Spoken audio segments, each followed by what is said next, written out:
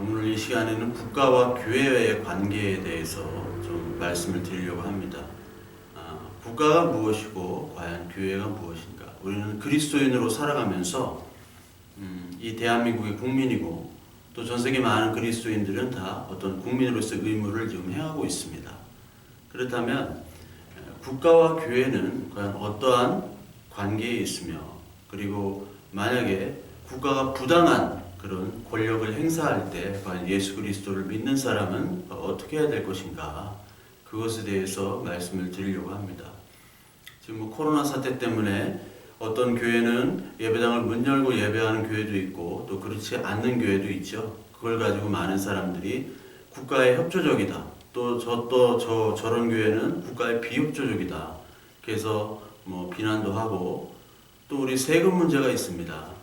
왜 교회는 세금을 안 내느냐, 또 어떤 교회에서는 이건 이중과세다, 이미 교인들이 다 세금을 걷어들였는데 거기 교회에 모여서 또 교회가 세금을 내야 되느냐, 또 이거 가지고 비난하기도 하고 옹호하기도 하고 합니다. 그래서 우리가 있는 이 인간의 사회의 정치 권력과 하나님 나라, 이 교회와의 관계가 이 성경의 말씀에도 나와 있는데, 그것들이 어떤 관계이며 또 이 국가가 부당한 권력을 행사할 때 우리는 과연 어떻게 해야 되는가, 그리스도인으로서 그것들을 좀 살펴볼까 합니다. 특히 이 말씀에 로마서 13장과 또 베드로전서 2장, 디모데후서 2장, 또 디도서에도 나오죠. 디도서 3장에도 이런 말씀들이 있는데, 그 말씀을 가지고 여러분들이 알아봐야 되고, 또 그 마가복음 12장에 우리가 잘 아는 가이사 것은 가이사에게, 하나님 것은 하나님께 드려라, 이 말씀을 또 우리가 살펴봐야 됩니다. 그래서 이거 굉장히 민감한 주제면서 동시에 하나님이 정확하게 이거를 설명을 해주시진 않았어요. 특히 예수님이 가이사 것은 가이사, 하나님 것은 하나님, 무엇이 가이사 것이고 무엇이 하나님 것인가 명확하게 얘기를 해주셨으면 되는데 그거를 명확하게 말씀을 해주시진 않았죠. 그래서 이 국가와 교회의 관계는 우리가 성경 전체를 바라보면서 우리가 이 말씀을 해석하고, 그 다음에 우리가 국가와 어떤 관계를 가져야 되는가, 그것들을 우리 스스로 한번 살펴봐야 되는 것이 마땅합니다. 이 국가와 교회와의 관계는 옛날에 그 중세시대 때 교황과 그 황제와의 그 다툼, 그 다툼이 바로 그 중세의 역사였잖아요. 그래서 그 신성 로마 제국의 하인리 4세와 그리고 그 교황이었던 그레고리우스 7세 간의 그 알력 다툼. 그래서 이제 하인리 4세가 그레고리우스 7세 앞에서 이제 무릎을 꿇고 사흘간 그 눈밭에 있었죠. 그게 바로 카노사의 부력이죠. 중세 때도 마찬가지로 이 교황, 교회 권력, 그때 교회 권력과 이 국가 권력의 다툼이 계속 있었단 말이죠. 그렇듯이 오늘날 이 사회에서도 이 교회와 또 국가의 그런 다툼들이 지금 계속 벌어지고 있습니다. 그래서 우리가 하나님의 말씀을 가지고 그거를 반드시 좀 살펴봐야 되겠다 해가지고 좀 말씀을 드립니다. 디트리트 보네퍼가 그 나치에 반대해서, 히틀러에 반대해서 디트리트 보네퍼가 한 이야기가 뭐냐면, 미친 운전사가 있다면 그 미친 운전사를 제어하고 또 제거해야 되는 것이 선이 아닌가. 그 미친 드라이버가 많은 사람들을 죽일 수도 있고요, 다치게 할 수도 있기 때문에 그런 미친 운전사인 이 히틀러 같은 사람은 우리가 제거를 하는 것이 하나님의 의다라고 얘기를 했습니다. 그럼 그게 과연 맞을까? 과연 그 국가가 신앙의 자유를 박탈하고 또 교회를 핍박하고, 그리고 하나님의 말씀에 위배된 것들을 제도로 만들고, 그리고 복음 전파를 금지하는, 그리고 인간을 숭배하고 제도를 숭배하게 만든다면 과연 우리는 그때 그리스도인으로서 어떻게 해야 될 것인가, 또 어떻게 저항해야 될 것인가, 국가 제도와 이 하나님의 나라의 제도가 부딪혔을 때 과연 어떻게 해야 될 것인가, 그걸 우리는 늘 고민해야 되는데, 그걸 어디서 답을 찾느냐? 말씀에서 찾아야죠. 그래서 우리 흔히가 아는 마가복음 12장 13절부터 17절에 나오는 그 말씀이 있습니다. 그 세금을 누구한테 바치는 게 맞냐라고 물어볼 때 예수님은 가이사 것은 가이사에게, 하나님 것은 하나님께 바쳐라 하시면서 데나리온 동전을 하나 가져오라고 하죠. 그러니까 네가 가지고 있는 돈을 줘라 하니까 돈이 데나리온이 있고, 데나리온은 로마 황제가 그려져 있습니다. 그러니까 로마 황제가 그려져 있다는 것은 로마 황제에 귀속됐다는 것이죠. 거기에 로마 속에서 경제활동을 한다는 얘기입니다. 근데 이때 세금을 바치면은 로마 사람이기 때문에, 로마에 합조하는 사람이기 때문에 메시아로서의 자격이 없죠. 그리고 만약에 그 세금에 거부를 한다면 로마의 반역자예요. 그래서 어떤 대답을 하더라도 예수님을 책잡기 위해서 한 질문이었습니다. 그때 가이사 것은 가이사, 하나님 것은 하나님. 그러면 뭘 어떻게 하라는 얘기냐? 세금을 내라는 거냐 말라는 거냐? 참 헷갈릴 때가 많죠. 근데 로마서 13장을 보면요, 로마서 13장에는 세금을 내래요. 제가 이제 로마서 13장을 할 텐데, 이제 로마서 11장이 거의 끝났으니까 로마서 강의가 13장을 이제 할 텐데, 그때 이제 자세히 그 원어도 얘기해드리면서 이렇게 얘기할 건데, 로마서 13장에 보면은요, 13장 6절에 너희가 조세를 바치는 것도 이로 말미암음이라. 그들이 하나님의 일꾼이 되어 바로 이 일에 항상 힘쓰니라. 조세를 받을 자에게 조세를 바치고 관세를 받을 자에게 관세를 바치고 두려워할 자를 두려워하며 존경할 자를 존경하라. 이렇게 얘기를 한다는 말이죠. 그러니까 하나님께서 이 세금을 인정을 하시는 거예요. 세금을. 근데 왜 하나님 예수 그리스도는 세금을 인정해 주셨느냐? 예수 그리스도께서 오시면 뭐 세금을 많이 바치고 국가에 협력하고 그러기 위해서 오신 분이 아니죠. 예수님의 목적은 무조건 생명입니다. 생명. 생명을 주시기 위해서요. 생명은 바로 죄의 사함이고 이거는 구원이죠. 이 관점에서 모든 성경을 봐야 됩니다. 예수님께서 하신 말씀이나 바울이 한 얘기나, 어떻게 보면 바울이 한 얘기나 예수님이 한 얘기, 또 계시록 가면 또 달라요. 요한의 계시와. 요한의 계시에서는 국가를 어떻게 보냐면 계시록 13장에 보면 국가는 바벨론입니다. 그렇죠? 바벨론 숭배예요. 그러니까 바벨론이 화된 그 국가를 조종하는 것은 짐승이고, 그리고 옛뱀 용이죠. 그러니까 대적하는 관계란 말이에요. 특히 예수님 시대나 바울이나 이 시대 때는 네로도 있었고요, 도미티안 황제도 있었고, 자기를 황제를 신격화하는 시대였습니다. 그리고 동시에 이스라엘 사람들에게 아주 심한 조세로 탄압을 했던 시기예요. 그리고 유대인 그리고 기독교인들에게 아주 심한 탄압을 했던 그런 시대란 말입니다. 근데 그때 이 바울이 세금을 내라 이렇게 얘기한단 말이에요. 근데 계시록 가서는 이 국가 권력, 로마의 국가 권력을 사탄의 대리인으로 얘기해요. 특히 계시록 17장 9절에 가면은요, 그 음녀가 짐승 위에 타고 있잖아요. 바벨론, 로마가 사탄의 대리인으로 지금 통치를 하는 것들을 보여주고 있어요. 그런데 오늘 로마서 13장에는요, 반대 얘기를 합니다. 여기 보면 각 사람은 위에 있는 권세들에게 복종하라. 권세는 하나님께로부터 나지 않음이 없으니 모든 권세는 다 하나님께서 정하신 바라. 그러므로 권세를 거스르는 자는 하나님 명을 거스름이니 거스르는 자들은 심판을 자취하리라. 권세로 복종을 하래요. 로마서에서는 복종하라고 그러고, 여기서는 이 짐승이에 탄, 그러니까 로마가 짐승이에 탄 대적자니까 이게 대적자라는 거예요. 과연 어떤 것이 맞냐? 그럼 바울이랑 요한이 싸우면 그 인간이 싸우는 거니까 예수 그리스도가 정확히 심판을 해주시면 되는데, 예수님은 가이사 것은 가이사에게, 하나님 것은 하나님께 이렇게 얘기를 한단 말이에요. 그렇게 얘기하면은 국가 권력의 정당성을 얘기하는 것처럼 얘기하고, 또 정치와 교회가 분리됐다. 밖에서는 세금 열심히 내고 안에서는 헌금 열심히 내라. 이렇게 알아듣는단 말이죠. 이게 굉장히 단순한 구조로 알아듣게 생겼어요. 많은 사람들이. 그렇기 때문에 이 말씀을 사람들이 복잡하니까, 복잡한 거 싫어하니까 사람들이 그냥 넘어갑니다.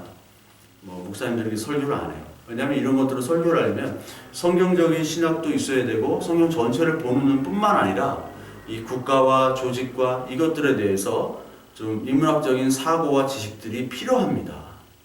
국가가 어떻게 쭉 이어졌는가, 국가란 무엇인가, 그런 책들이 있죠. 그 국가란 무엇인가 책, 플라톤의 책이 있잖아요. 리퍼블릭이라는 책. 국가. 그것으로부터 시작해서 모든 국가의 책들, 뭐 토마스 홉스부터 해서 리바이어던, 그리고 지금까지 나오는 국가론들, 이런 것들을 다 보면서 여기에 성경적인 지식과 이것들을 다 사실 가지고 있어야 됩니다. 그래서 사실 말씀드리기가 쉽지는 않아요. 그러나 반드시 우리는 교회라는 조직과 국가의 조직은 다른 겁니다. 교회는 예수 그리스도의 피값으로 만든 그리스도의 모임이에요. 그래서 인간이 만들어진 모임이 아닙니다. 근데 국가는 인간이 만든 모임이죠. 국가. 인간이 만든 모임이기 때문에 시대마다 다르고요. 각 나라마다 제도가 다릅니다. 어떤 나라는 사회주의, 어떤 나라는 공산주의, 그리고 어떤 나라는 자유민주주의가 있습니다. 그렇기 때문에 지금 각 제도가 다르고 그리고 그 모임의 형태가 달라요. 예전엔 군주시대가 있었고요. 절대군주시대가 있었고, 왕정시대가 있었고, 뭐 봉건사회가 있었고, 뭐 공화제가 있었고, 황제가 다스리는 그런 나라도 있었고, 여러 가지가 많아요. 시대별로 바뀌었죠. 근데 지금은 거의 민주주의 사회, 개인주의 사회, 개인의 표현과 자유를 마음껏 얘기할 수 있는 사회잖아요. 특히 몇몇 나라는 빼고. 근데 많은 사람들이 여기에 정치 이데올로기화가 돼가지고 교회에서도, 그래서 교회에서 하나님은 자유민주주의를 원하셔 라고 얘기를 하고, 또 어떤 사람은 하나님은 공평한 사회, 땅도 나눠가지고 희년으로 토지를 다 나눠주셨잖아. 그게 바로 토지개혁이야. 공산사회주의가 하나님의 뜻이야 라고 하는 사람들로 이데올로기를 나눠줬단 말이에요. 근데 하나님은요, 이 양편이 다 아니에요. 절대 아닙니다. 그러니까 하나님 팔아가지고 정치 세력으로 그 운동하지 마세요. 잘못된 겁니다. 하나님은 자유민주주의 원하시지 않아요. 하나님은 공산주의도 원하시지 않습니다. 공산주의 문제 있죠? 사회주의 문제 있습니다. 그러면 자유민주주의, 시장경제 문제 없습니까? 시장경제에서 죽어가고 사람들 많이 죽어가고 자살하잖아요. 돈이 하나님이 됐기 때문에. 공산주의와 사회주의도 마찬가지고 거기도 돈이 하나님이에요. 거기도 권력이 하나님, 돈이 하나님, 인간이 하나님이고, 민주, 자유민주주의 이쪽 시장경제도 돈과 인간이 하나님이에요. 그게 권력이에요.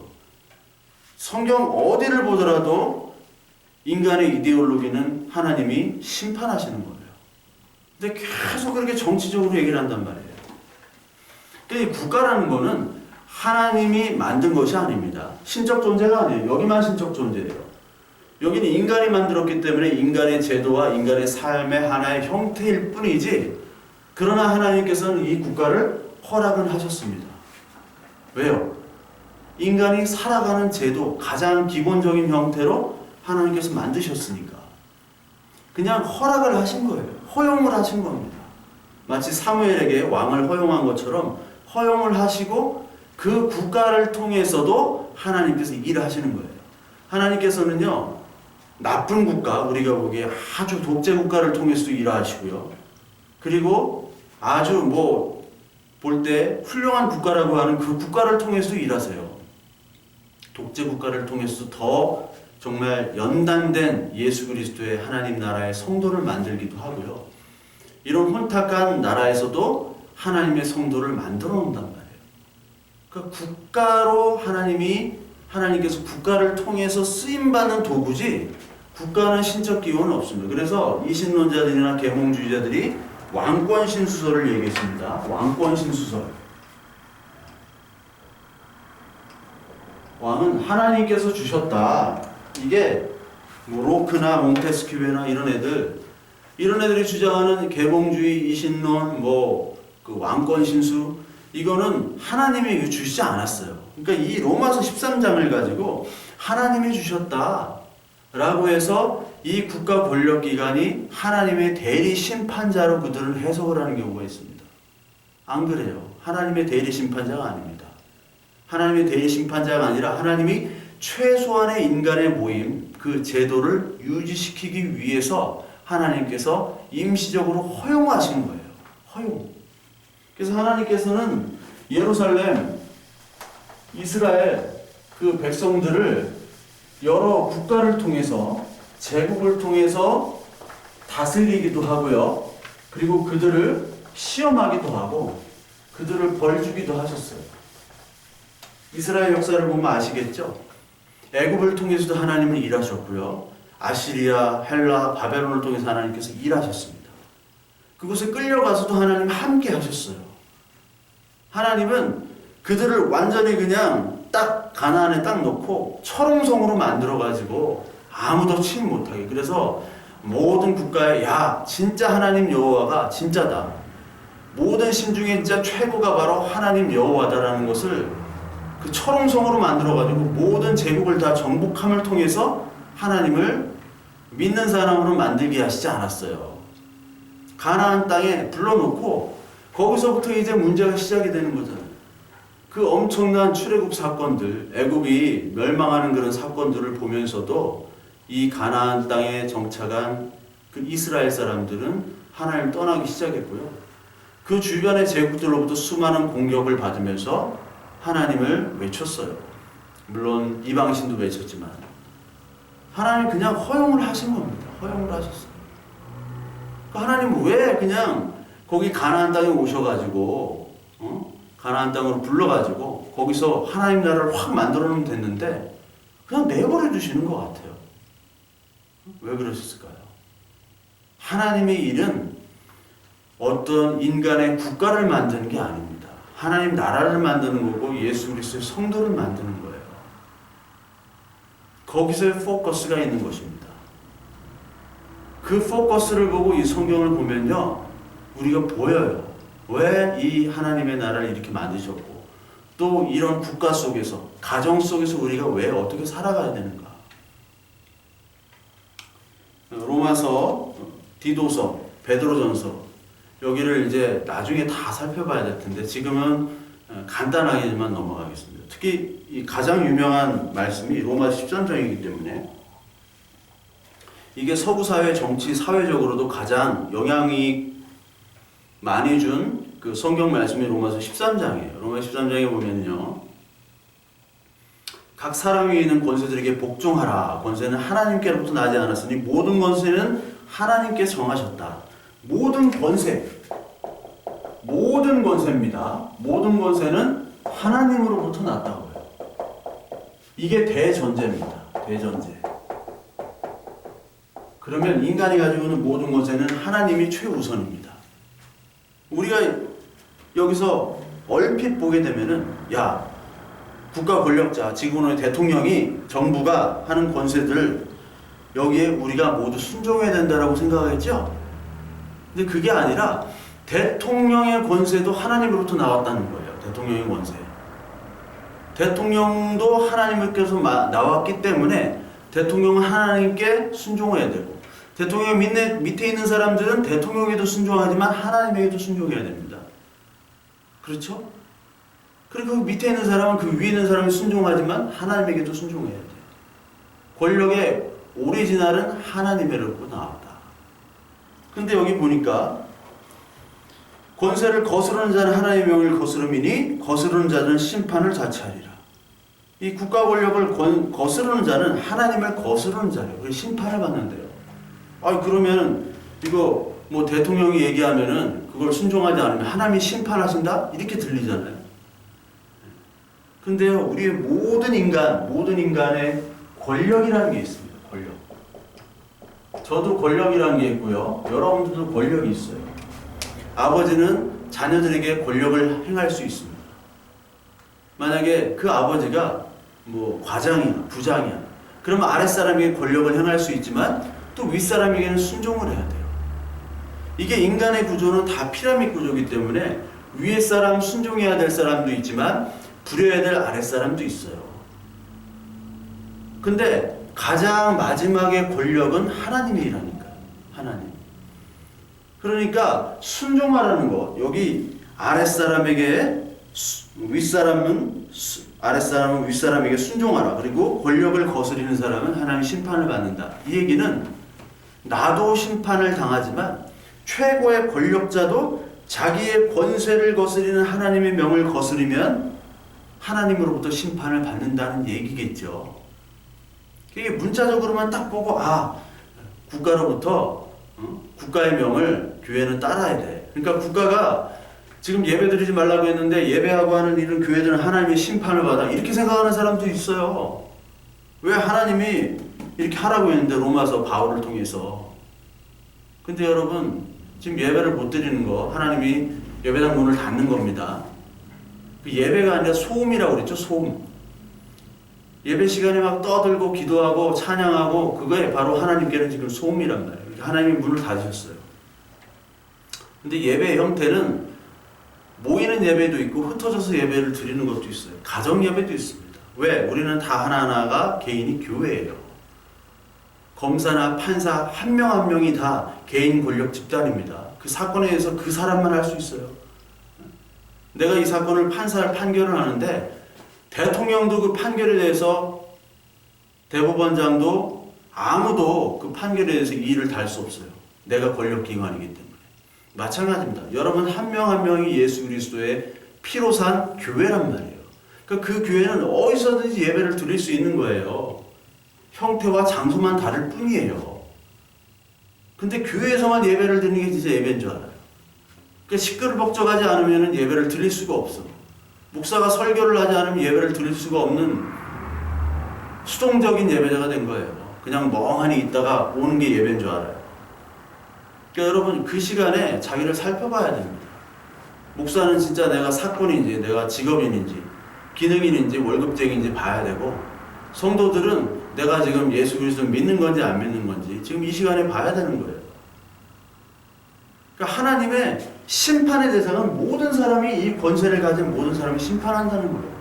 조그마한 권세도 있는 거예요. 사람은 그 권력을 가지고 있습니다. 그래서 모든 사람을 심판하겠다. 그러니까 모든 사람은 하나님을 두려워하라는 얘기예요. 근데 국가 권력을 주시는 이유는 삶의 가장 기초와 질서, 그 관계를 하나님께서 규정하신, 허락하신 그 인간의 집단이라고 그랬잖아요. 네, 집단입니다. 그러니까 국가에게는 가장 우리를 지켜줘야 될 기초 질서가 있습니다. 기초 질서. 그 기초 질서를 파괴하지 말라는 뜻에서 세금을 내라. 그리고 거기에 순종하라. 그런 얘기입니다. 그러니까 통치자들도 하나님께 순종하라는 얘기죠. 하나님께 순종하자면 통치자 네가 심판을 당한다는 얘기예요. 이해가 되시죠? 네가 하나님이 권력을 받았으니까 하나님의 대리기관이라고 얘기하지만 너도 언젠가는 하나님으로부터 심판을 당할 수 있다. 어느 때 하나님으로부터 멀어지고 하나님의 일을 하지 않을 때, 하나님의 명을 거역할 때는 너희 심판된다는 겁니다. 따라서 이걸 그냥 표피적으로 딱 보면요, 국가 권력이 하나님의 심판 대리자, 집행의 대리자를 보게 되면요, 이게 심각한 오류가 될 수 있어요. 국가기관이, 특히 국가기관 자체가 종교기관이 되고 종교기관 자체가 국가되는 기관이 있죠. 이게 어디입니까? 이슬람이잖아요. 이슬람의 지도자가 국가 지도자 아닙니까? 로마교회가 처음 교황이 뭐냐면 교회와 황제 플러스 국가 권력과 교회 권력기관이 만난 거예요. 그러니까 교황이요, 다른 나라 모든 나라들 황제를 임명합니다. 교황이 최고예요. 왜냐하면 교황은 하나님의 대리자이기 때문에, 그들이 생각한 하나님의 대리자라고 생각했기 때문에 대리자에게 열심히 순종을 해야 돼요. 안 그러면 하나님의 심판을 받는다. 이게 그 성경의 근거였어요. 근데 교황은 누가 심판하느냐? 심판하는 사람이 없거든. 왜? 지가 하나님이 됐기 때문에. 그러니까 국가 권력이 하나님이 돼가지고 하나님의 심판의 대리자가 되게 된다고 해석을 하면요, 국가 권력이 하나님 말씀에 비판이 없이 하나님이 돼버려요. 여러분 잘 아는 존 칼빈, 이 장 칼뱅이 세르베투스라는 의사면서 그리고 신앙인이 있었습니다. 이 사람은 삼위일체를 거부했어요. 삼위일체가 이해되지 않는다. 아주 훌륭한 사람이고 의사였습니다. 근데 제네바 의회에 소집이 됐어요. 이 사람이 원래 스페인 쪽인가 그런 사람이었는데 이 제네바로 갔다가 거기서 체포가 됐어요. 이단으로 몰려가지고 캐톨릭에서도 현상수배를 가지고 있었거든요. 현상수배 보면는데 제네바 피신을 왔는데 거기서 잡혀서 제네바 회의 속에서 화형을 시켜버리죠. 거기에 이제 칼빈이 또 동조를 하고 또 적극적으로 좀 나서기도 하고. 그래서 그 칼빈의 기독교 강요를 보면은 세르베투스를 왜 처형했느냐에 대해서 좀 간략하게 나와요. 세르베투스. 근데 세르베투스를 처형했다는 것이 큰 오점이죠. 칼빈이. 지가 국가 권력이 된 거예요. 네. 그 사람에게 삼위일체에 대해서 더 설득하고 죽여서는 안 되는데 그 사람도 삼위일체에 대해서 궁금해하면서 하나님을 좀 더 가까이 가려고 믿으려고 했던 사람인데 그 세르베투스를 처형시켰습니다. 그러니까 비판 없이 국가 권력이 하나님의 대리인으로서 역할을 하는 하나님이 되어버릴 수가 있다는 거예요. 국가기관이 하나님이 되어버리면요, 이놈들이 이슬람에서는요, 국가 종교 지도자가 그 국가 지도자이기 때문에 뭐 이란 같은데 대통령은 허수아비예요. 이란이 호메니 이후로 팔레비 왕조가 무너지고 호메니 혁명으로 말미암아 그 시아파 근본주의자들이 다 권력을 나눠 가졌잖아요. 이 사람들은 국가의 모든 권력을 가지고 있기 때문에 종교적인 잣대, 자기들이 만들어 오는 이슬람 율법에 의해서 다른 사람을 심판한단 말이에요. 그것이 하나님의 대리자로서 나는 사명을 갖고 있고 그리고 하나님께서 그걸 기뻐하신다. 알라께서. 마찬가지입니다. 교황시대 때, 중세시대 때도 똑같이 그런 일들이 벌어졌잖아요. 국가 권력, 교황이 하나님의 대리자니까 내가 판단하는 것 하나님이 인정하신 거야. 내가 대신 심판하는 거야. 하나님 대신. 그게 하나님이죠. 그게 교만이죠. 그게 사탄입니다. 그래서 하나님께서는 이 질서, 기초 질서를 유지하기 위해서 하나님께서는 이 국가 권력을 허용하신 것이지 신적인 기관이 아닙니다. 국가는 어차피 예수 그리스도께서 오시면 국가는 사라져요. 아니 천국에서도 국가가 있나요? 천국에서 뭐 자유주의, 시장경제, 뭐 공산주의 그런 게 있을까요? 없단 말이에요. 하나님 나라는 하나님이 통치하시는 거예요. 이게 없어요. 이 땅에서만 일시적으로 이야기하시면서 허락하시고 그 안에서 기초 질서만 보여주시는 거예요. 그러니까 어떤 국가 형태든지 그리스도인 그 형태는 하나님이 그냥 허락하신단 말이에요. 허락하시고 하나님의 그 국가의 형태 속에서 그리스도인을 만들어내는 거예요. 그러니까 공산국가에서도 그리스도인이 있고요. 자유민주주의 국가에서도 그리스도인이 있고요. 독재국가에서도 그리스도인이 있는 겁니다. 하나님의 목적은 생명, 그리스도인 만들기란 말이에요. 근데 이게 국가가 권력화가 되고 또 이 종교가 권력화가 되다 보면 두 권력이 만나서 다투기도 하지만 만나서 서로 좋아한단 말이에요. 그럼 베드로전서, 디모데전서 2장에 보면요.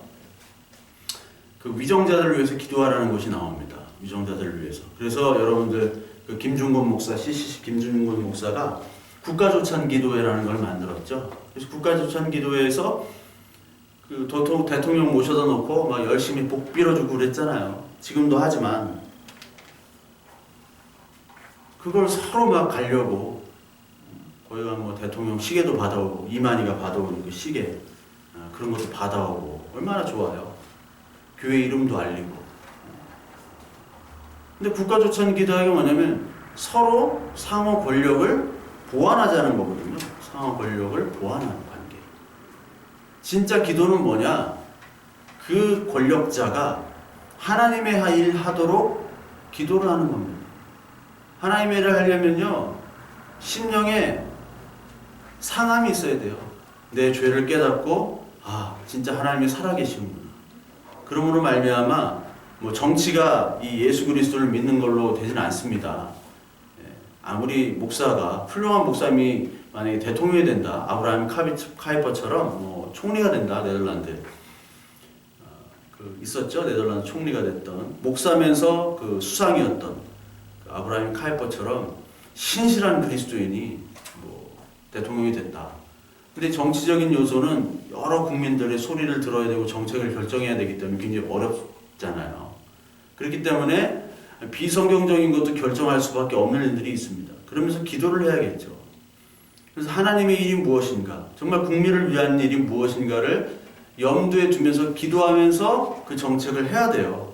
그러니까 그렇게 하도록 기도를 해야 되는 것이지, 이 국가 권력을 잘 유지할 수 있도록 해주세요. 다 그런 기도만 하잖아요. 국가조찬 기도에 나가가지고 목사들이 그냥 차 손이 들고 밥이 들고 빌면서 막 이렇게 칭찬하고 비판은 안 해요. 비판은 성당 같은 데서만 비판했어요. 그래서 개신교는 특히 국가 권력과 밀접하게 이렇게 했단 말이에요. 그 위정자들을 위한 기도는 그런 기도가 아니거든요. 하나님께서 원하시는 거는 니들이 세금도 내고 국가 행사에 참석하기, 그래 다 좋아. 근데 왜 하나님은 이 국가를 일시적인 하나님의 도구로 사용하시지만 하나님의 권력에서 벗어난, 하나님의 손에서 벗어난 이 국가 권력을 하나님께서는 심판하실 거예요. 그러니까 그 국가에 충성하는 것이 아니라 하나님에 충성하면서 그 국가에도 세금을 낼 수도 있고요. 물론 안 낼 수도 있습니다. 세금을 많이 내는 뭐 그런 교회가 훌륭한 교회가 아니라고 그랬죠. 하나님께 칭찬 안 하세요. 저 세금을 안 냈다고 하나님이 뭐 잘했다, 교회 재정을 튼튼히 했구나, 이렇게 하지 않습니다. 세금을 내고 안 내는 거는 신앙의 양심과, 그리고 세금을 통해서 국가가 기본적인 어떤 일들을 할 수 있도록 도와준다면 거기에 또 세금을 더 낼 수도 있어요. 그게 또 안 낼 수도 있어요. 그건 신앙의 양심과 여러분들의 상황에 따라서, 그 교회의 상황에 따라서 하시면 되는 겁니다. 그럼 뭐 내면은 좋은 교회, 안 내면은 뭐 안 좋은 교회, 이게 아니에요. 이건 사회적인 개념이에요. 할 수 있으면 하세요. 근데 못하게 되면 못할 수도 있는 거예요. 근데 세금을 내라, 여기 나온 것처럼 세금을 내라 하는 것은 뭐냐면, 그 질서 유지를 위해서 이 로마 13장에 나오는 칭찬을 받고, 여기 보면 선을 행하라 그리하면 그에게 칭찬을 받으리라. 국가로부터 칭찬을 받는데요. 이 칭찬을 받는다는 것은 칭찬을 받기 위해서 하는 것이 아니라, 아까도 얘기했듯이 생명과 사랑이라고 그랬죠. 사랑은 하나님 사랑과 이웃 사랑이 있습니다. 두 가지 사랑. 하나님을 사랑하면 이웃을 사랑해야 하는데, 그 이웃은 국가요, 사회요, 가정이란 말이에요. 내가 낸 세금을 통해서 이 사랑이 전달이 됩니다. 내가 낸 세금을 통해서 이 국가가 지금 코로나 사태나 여러 가지 비상사태 때 돈을 쓸 수 있는 것이죠. 그 사랑을 전달하는 거예요. 그리고 우리가 가지고 있는 교회 헌금이나 내가 가지고 있는 자산을 다른 사람이 베풀 수 있는, 사랑으로 너희들은 가장 기초적인 질서를 유지하는데 이 국가를 사용하라는 거예요. 국가에다가 헌금을 하고 세금을 내라는 거예요. 그러니까 그거를 칭찬받기 위해서 하는 것도 아니고, 그러니까 이 로마 13장 4절에 이것들은 복종하지 아니할 수 없으니 진노 때문에 할 것이 아니라 양심을 따라 하라고 그러잖아요. 양심을 따라.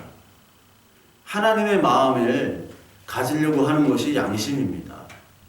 그러니까 하나님께서 원하시는 것들을 무엇인가? 국가에게 세금을 내서 국가 재정을 충당하는 게 아니라 기독교적인 신앙의 양심을 가지고 그리스도인으로서의 이 사회 질서를 유지하고 국가 기초를 마련할 수 있는데 도움이 되는 일을 하라. 그것이 바로 이웃에 대한 사랑의 방편으로 세금을 내라는 거예요.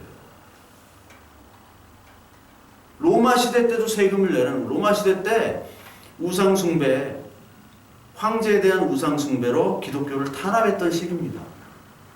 부당한 국가 권력이에요. 그 부당한 국가 권력, 신앙의 자유를 박탈하고요, 교회를 핍박하는 그 부당한 국가 권력에다가 세금을 내라니요. 세금을 내래요. 그래도 그 속에서 국가의 기초를 확립할 수 있는 돈들이 거기서 나올 수 있다는 겁니다. 가장 기초적인 그것들을 위해서 양심을 따라 너의 사랑을 보여줘 하는 거예요. 그래서 노숙자들이 오면요, 노숙자들 돈 주면요, 술 사 먹기도 하고 막 딴 데 쓰기도 해요. 담배 피고 술 먹고. 근데 돈을 주면 그래도 밥도 사 먹어요. 그러니까 그냥 주세요. 노숙자들, 저 사람들 돈 주면 버릇이 없어져. 그래도 주세요. 네? 그래도 밥은 한 끼 사 먹는다고요. 네? 밥은 한 끼. 그걸 판단하지 마시고.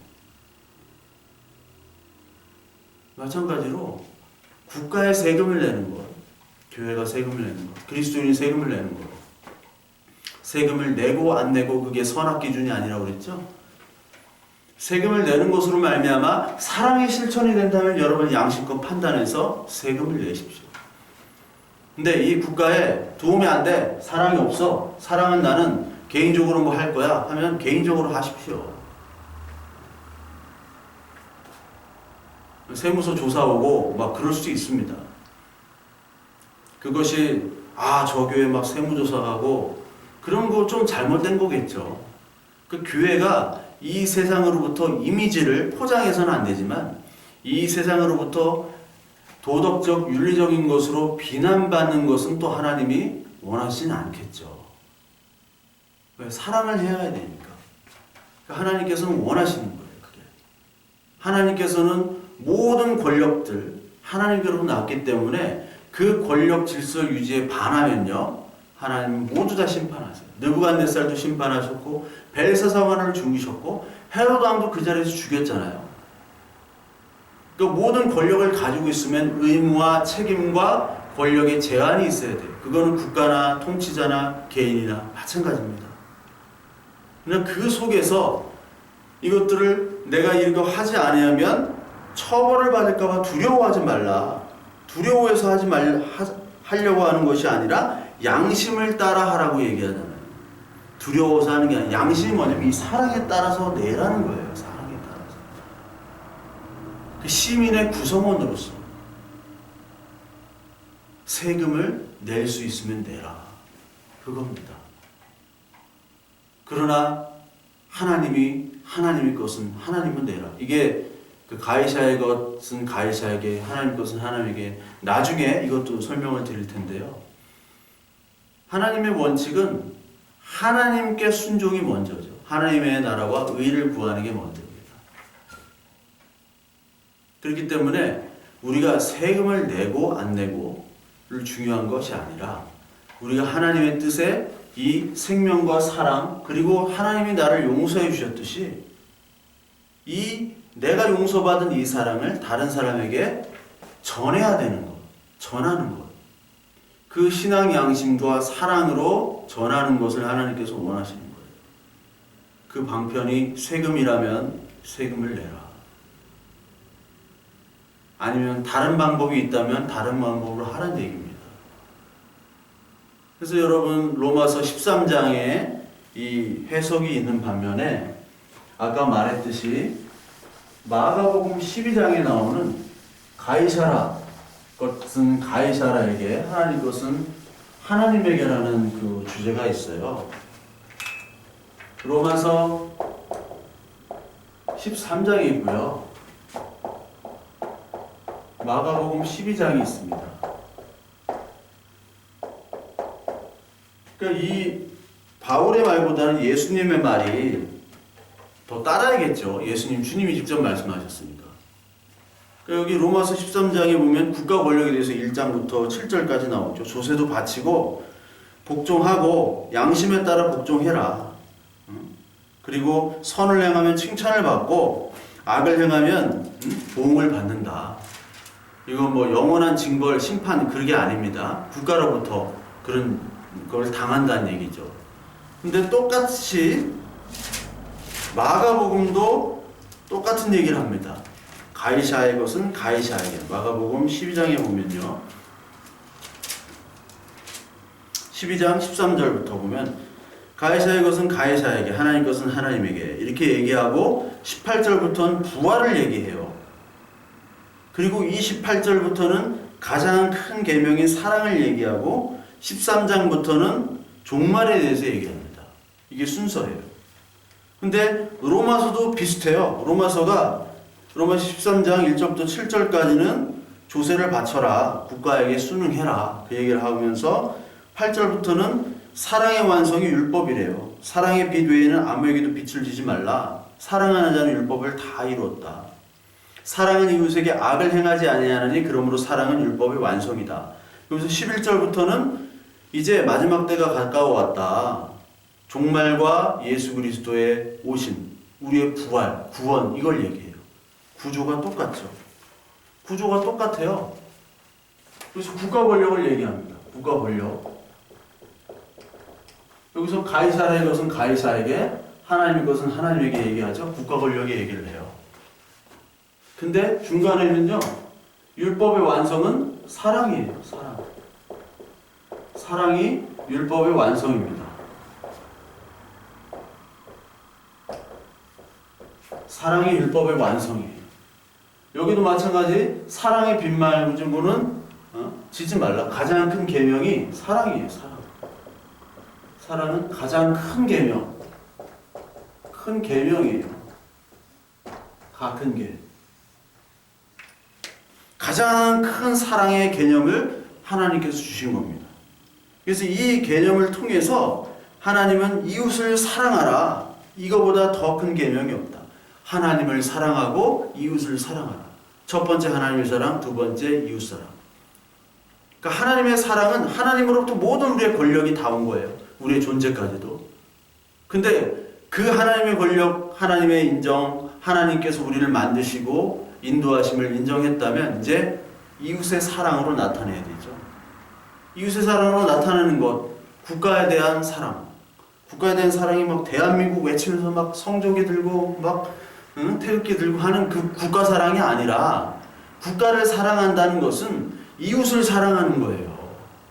국가가 국가 권력을 사랑하는 것이 아니라 국가에 속한 이웃을 사랑하는 거예요. 이 국가 안에는 개인도 있고요, 가정도 있고요, 이 학교도 있고, 직장도 있고, 내가 만나는 모든 이웃이 이 국가 안에 들어있기 때문에 그 이웃을 사랑하는 걸로 보셔야 돼요. 그 다음에 종말 구원이 나옵니다. 종말 구원. 종말 구원이라는 얘기. 물론 이 마가복음에는 이 중간에 부활이 나와요. 이쪽 중간에 부활에 대해서 나옵니다. 이 구조 속에서 우리가 국가 권력 지금 이 국가 속에서 살고 있지만 우리가 종말 때까지 국가 안에서 지켜야 될 것은 바로 뭐냐? 사랑입니다. 하나님의 사랑, 이웃 사랑. 우리가 지금 살고 있는 목적은 이 땅에서 하나님께서 그냥 그리스도인을 만들어 준 다음에 만들어 주셨으면 그냥 더러운 걸 안 보고 이런 코로나나 뭐 어떤 사태, 지진, 전쟁, 가난 이런 거 안 보고 그냥 하나님의 훅 엘리야처럼 올리시면 되잖아요. 그냥 천국 보내주면 되잖아요. 얼마나 깔끔해요. 그리고 나머지 뭐 알아서 하시든지. 그럼 깔끔한데 계속해서 이 국가 속에서 놔둬요. 어떤 사람은 공산국가, 독재국가에서 막 힘들게 신앙생활하고 어떤 사람은 자유민주주의 속에서 신앙생활을 하고 왜 그렇게 불합리하게 좀 공평하게 이렇게 해주시? 왜 이렇게 놔두실까? 하나님의 목적은 이 안에서 사랑을 베풀라는 거예요. 인간에게. 이웃에게 네 세금, 네가 가진 돈을 떼어서 내 세금, 조세, 그 내라는 거예요. 그게 바로 하나님의 우리를 향한 이 땅에서 인도하십니다. 그러니까 국가가 있고 이 국가 속에는 이웃이 있는 겁니다. 근데 이웃들과 만남을 통해서 우리가 하나님 나라 가기 전까지 우리는 사랑을 베풀다가 가는 것으로 끝내라라고 하는 거예요. 끝내라. 그 마찬가지로 탄압된 이 로마 국가 같은데 이 속에서도 너의 사랑을 베풀으라는 거잖아요. 그러니까 국가를 순종하고 세금을 잘 내고 이게 중심이 아니란 말이에요. 세금을 잘 내면 뭐 소문이 나서 전도에 유리하게 된다 이런 개풀 뜯어먹는 소리 하지 말고 뭐가 전도에 유리해요? 그게 전도가 됩니까? 전도는 하나님의 말씀을 전하는 거지. 뭐 세상 칭찬한다고 전도 받는 거 아니에요. 야, 저 교회 참 성실해. 저 목사님 참 성실해. 거기까지예요. 복음을 전하면 떠난다니까요. 그런 복음 말고 좀 진짜 현실적이고 실질적으로 도움이 되는 것을 좀 알려주세요. 하나님 믿음 뭐 어떻게 잘 된다면서 그걸 얘기해 주시지, 뭐 죄가 어떻고 구원이 어떻고 뭐 회개가 이런 얘기 하지 말고 다 그렇게 얘기한단 말이에요. 그러니까 하나님께서는 이 사랑을 얘기하셨지, 뭐 그런 권력이나 복이나 뭐 보수냐 진보냐 뭐 이런 얘기를 하시지 않았어요. 어떤 이데올로기도 하나님이 쓰지 않으셨어요. 하나님이 이 땅을 개혁하거나 이 땅을 잘 사는 뭐 민주국가, 평화국가, 복지국가 이런 국가를 이루시기 위해서 오신 것이 아니에요. 그러시기 위해서 오셨다면요, 로마서에서 이런 불합리한 로마 국가를 대항하고 내가 새 국가를 세우겠다 이런 말씀이 쓰여져 있어야죠. 그 평등한 국가, 차별이 없는 국가를 만들려면요, 그 빌레몬서 그거 없어야 됩니다. 빌레몬서에서 그 빌레몬에게 얘기하잖아요. 네 종 오네시모 내가 만났는데, 바울이 얘기하죠. 서로 이렇게 화해하고 너는 다시 종으로 들어가고 다시 용서해 줘라. 이런 얘기 안 썼단 말이에요. 야, 한번 갈아엎자. 평등한 사회를 만들자. 야, 종 노예가 어딨냐? 같은 인간인데. 그러니까 안디옥 교회도 사도행전 13장에 니게르라는 그 흑인부터 노예였을 거라고 보는데, 그 노예부터 그 분봉한 헤롯과 젖동생인 마나에 같이 있었던 교회예요. 거기 등급이 있었어요, 계급이. 근데 그냥 놔뒀단 말이에요. 노예 해방을 위해서 일하시지 않았습니다. 바울도 그대로 놔뒀어요. 율법을 재정비해가지고 하나님 나라를 완성시키고 유대인들에게 인기를 얻고 로마를 정복하고 이런 메시아로 오지 않으셨단 말이에요. 예수 그리스도 메시아로 죽으러 오셨어요. 사랑을 실천하다가 종말로 죽으셨어요. 그러니까 변혁과 개혁과 국가 전복과 그걸 통해서 부당한 국가를 전복시키고, 하나님 정의의 하나님이니까 전복시키고 진짜 하나님의 나라를 만들자 이 얘기를 하시진 않았어요. 이런 이데올로기 어떤 편에도 쓰지 않았습니다. 예수님의 제자 중에 열심당 시몬이 있습니다. 이 열심당은요, 세금을 낸다는 것, 로마에 세금을 낸다는 것은 반 그 민족이에요. 그러니까 선민이 아니에요. 그렇기 때문에 세금을 내는 사람을 테러하고 공격했습니다. 그러나 이 열심당이 되게 많이 배운 사람들이 많았어요. 그래서 성전이나 율법에는 철저했어요. 근데 세금 내는 것에는 엄격했습니다. 엄격히 반대했어요. 근데 하나님이 그를 제자로 삼으시죠. 열심당 시몬을 삼아가지고 이제 성전과 율법이 사랑으로 완성되고요. 성전 율법주의자들은 사탄이잖아요. 예수님을 거부하잖아요. 거기다가 로마를 반대하니까, 로마를 반대하는 것이잖아요. 그 로마 안에 들어가서 사랑을 전하는 자로 만들어버리잖아요. 그게 하나님이 우리를 향하신 하나님의 인도하심과 사랑이에요. 예수 그리스도의 이 핏값을 가지고 그 핏값으로 세워진 교회와 교인들은 바로 옛날에는 어떤 이데올로기를 가지고 있고 옛날에는 어떤 것을 가지고 막 목표를 삼았지만 이제 사랑을 실천하는 자로 바뀌는 겁니다. 부당한 폭력 속에서도요, 하나님의 사랑을 실천하라고 보내는 거예요, 우리를. 그래서 같이 막 칼로 찔러 죽이고, 물론 이게 쉽지는 않아요. 칼이 오는데 어떻게 그냥 막고 있어요. 말로는 사랑을 실천하지만 그 사랑의 실천의 정도는 뭐 하나님이 다 판단하시겠죠. 뭐 무장혁명 투쟁을 한다고 하더라도 하나님이 그를 뭐 지옥으로 보내거나 그러지 않을 거예요. 그러나 사랑을 행하라는 거예요. 누가복음 22장이나 마태복음 26장에 보면요, 마지막 예수님의 마지막이 나오는데, 예수님께서 겟세마네 기도를 하시다가 그 제사장들의 그 군병들이 와가지고 끌고 갈 때, 그때 베드로가 그 제사장의 종 말고의 귀를 치잖아요. 근데 예수님이 참으라고 얘기했죠. 이것까지 참으라. 이것까지라고 얘기했어요. 이것까지 참으라. 그러면서 칼 가진 자는 칼로 망한다. 이렇게 얘기하세요. 넘버 3에서 재떨이로 흥한 자, 재떨이로 망한다. 칼을 가진 자는 칼로 망하는 거예요. 그러면서 내가 12군단이나 더 되는 천사를 내가 보낼 수 있지 않느냐. 그럼에도 내가 그러지 않았다. 만약에 12군단이나 된 천사를 보냈다면 어떻게 성경이 이루어지겠느냐. 이게 마태복음 26장 52절에 나와요. 예수님이 죽으셔야 된단 말이에요. 그래야 성경이 이루어집니다. 예수님이 죽어야지 우리가 사는 거예요. 예수님의 죽으심으로 생명이 오기 때문에 내가 죽어야 사는 거란 말이에요. 우리는 예수 그리스도의 제자고 아들이죠. 예수님의 사역과 예수님의 모습들을 점점 닮아가야 됩니다. 뭐 예수님을 어떻게 닮아갈 수는 없어요. 근데 그 사역을 이어받아야 돼요. 그 정신이 뭐냐면 사랑으로 율법을 완성하라는 거예요. 너희들은 율법이 없잖아. 율법을 완성할 수 없잖아. 근데 그 사랑은 내가 완성했지. 너희들 사랑 없는 거 알아. 믿음 없는 거 알아. 율법 완성 못해.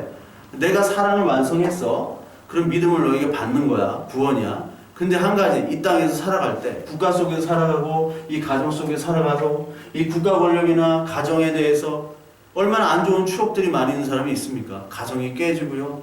가정 속에서 핍박과 폭력을 당하고요. 가정폭력도 많고요. 아동학대도 많잖아요. 그런 속에서 자랐음에도 불구하고 결국 사랑을 이루라는 거예요. 그 사랑을 가운데도 넣고 마지막 구원과 종말을 주셨단 말이에요. 이게 괜한 구조가 아닙니다. 로마 13장과 마가복음 12장이. 그것을 통해서 넌 사랑을 이루는 거야. 그러니까 기독교인은요, 그리스도인은요, 힘든 거예요. 사랑을 전해야 되니까. 사도들이 다 그 사랑 전하다가 죽었어요. 시몬, 열심당 시몬은요, 이 시카리오란 말이에요. 시카리오.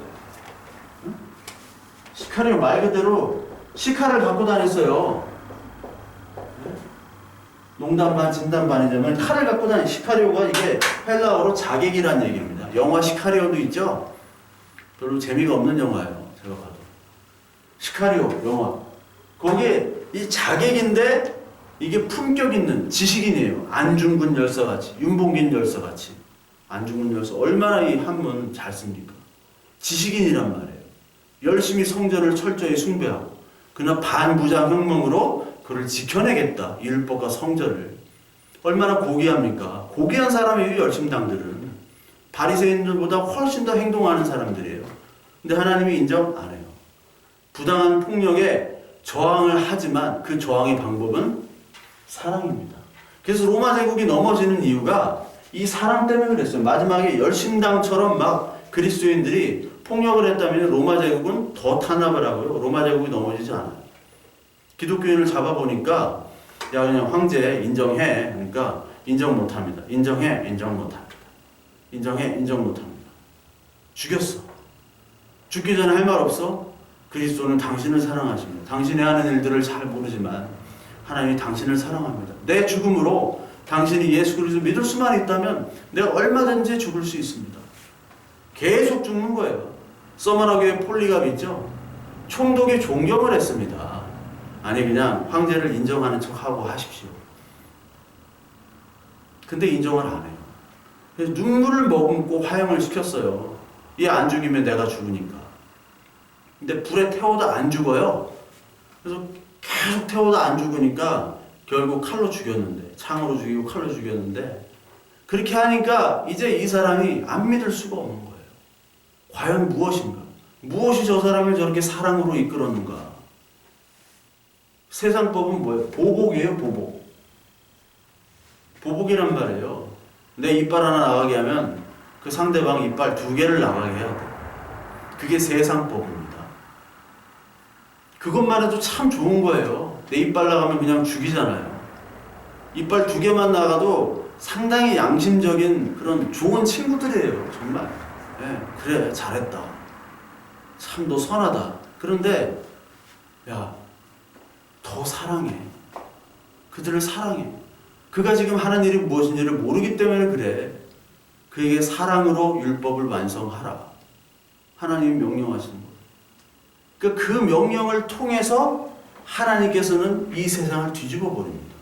그러니까 가장 부당폭력의 가장 최고의 저항이 사랑하는 거예요. 그냥 안아버리는 거예요. 막 애들이 막 떼쓰고 할 때 확 안아버려요. 못 움직이게. 그 안아버림을 통해서 그 사람이 예수 그리스도로 사로잡히게 만들어버리는 그 능력을 하나님께서는 이루고 가셨고요. 우리가 그렇게 믿은 거 아니에요. 우리가 똑같이 예수 그리스도 잡아 죽였는데 예수 그리스도가 우리를 향한 사랑을 우리가 깨닫게 됨으로 말미암아 우리가 사로잡힌 하나님의 그리스도인이 됐듯이 그들도 우리와 똑같은 사람이에요.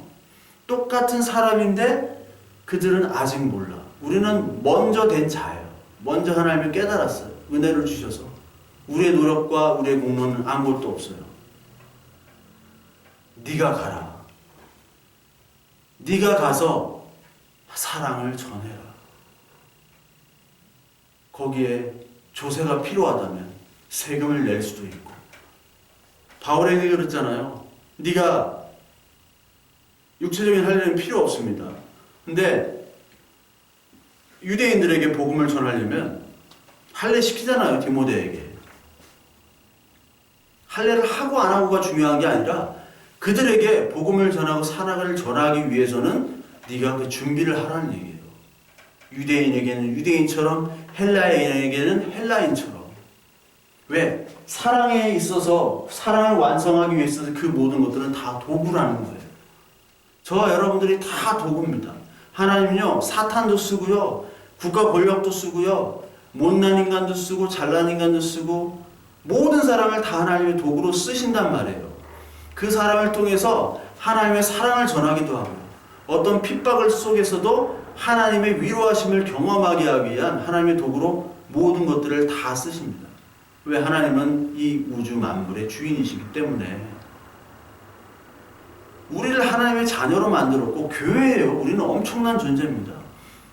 이 엄청난 존재로 만들었으면 하나님이 쓰시려고 하는 거잖아요. 쓰셔야 돼요. 하나님이. 어떤 도구로? 사랑의 도구로. 복음의 말씀의 도구로. 근데 그 쓰임에 벗어나면 그게 죄라고 그랬죠. 죄는 유다서 6절처럼 천사들이 자리에 벗어난 게 죄악이에요. 그게 교만이에요. 내가 내 자리 지키지 않으면 그게 교만이고 죄입니다. 하나님이 우리를 불러주셔서 네 자리에 있어라. 어떤 자리? 사랑의 자리. 어떤 국가든지 어떤 가정이든지 어떤 회사든지 그 속에서 여러분 하나님의 말씀으로 이 사랑을 전하라는 거예요. 그럼 어디까지 사랑을 전해야 됩니까? 물론 예수님께서는 뭐 어느 정도까지 용서해 줘야 됩니까? 하니까 뭐 7번씩 77번이라도 용서해라. 끝까지 용서해라 하셨죠. 근데 우리가 그 마음대로 안 되죠. 우리가 화를 낼 수도 있고요. 막 판 엎을 수도 있습니다. 그렇지만 하나님이 그걸 가지고 너 지옥 가 이렇게 얘기 안 하실 거예요. 절대로 얘기 안 하시죠. 그럼 지옥 안 갈 인간이 어디 있겠습니까? 다 가죠. 그래도 네가 할 수 있는 일들을 하라는 얘기예요. 하나님께서 말씀하세요. 구체적으로 얘기를 안 하세요. 어떻게 다 구체적으로 얘기합니까? 상황이 얼마나 여러 가지고 복잡하고 케이스 바이 케이스인데 네 신앙과 양심에 따라서 그 신앙과 양심에 따라서 하려면 여러분들이 이 말씀을 깊이 묵상해야 됩니다. 그리고 사랑의 행위들, 사랑의 모습들을 이 말씀을 통해서 깊이 묵상한다면 여러분 답은 나오는 거예요. 내가 때론 화를 낼 수도 있고 내가 주먹부터 나갈 수도 있지만 이제 점점 하나님의 말씀과 사랑에 사로잡혀가지고 내가 먼저 맞을 수도 있고 내가 더 참을 수 있는 그런 모습 속에서 하나님은 그 마음, 그 나의 행동, 그것이 바로 삶에서 드리는 예배로 하나님께서 인정하실 겁니다. 뭐 내가 이렇게 한다고 해서 그 사람이 변화될 수 있지만 변화 안 될 경우도 많아요. 그건 하나님의 몫입니다. 하나님께서 하실 거예요.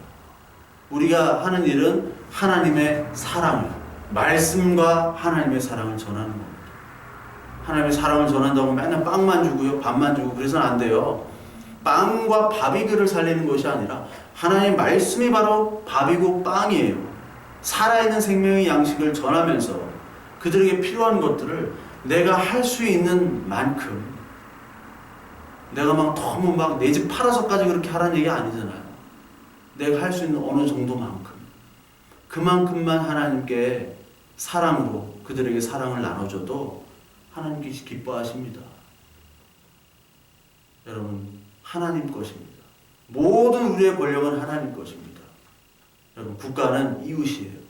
여러분들의 이웃을 사랑하시면서 하나님께서 오시는 그 날까지 이 사랑을 이루는 것이 부당한 굴력에도, 부당한 그런 핍박에도 그들을 변화시키고, 그리고 부당한 권력에 저항하는 가장 큰 하나님의 무기요, 그리고 우리의 무기며 하나님께서 원하시는 것임을 우리가 잊지 말고, 저와 여러분들 정말 부족하지만 오늘부터 하나님의 사랑을 통해서 하나님께 기뻐하시는 삶의 예배와 그리고 율법의 완성을 이루는 하나님의 도구로 사용받기를 간절히 소망합니다.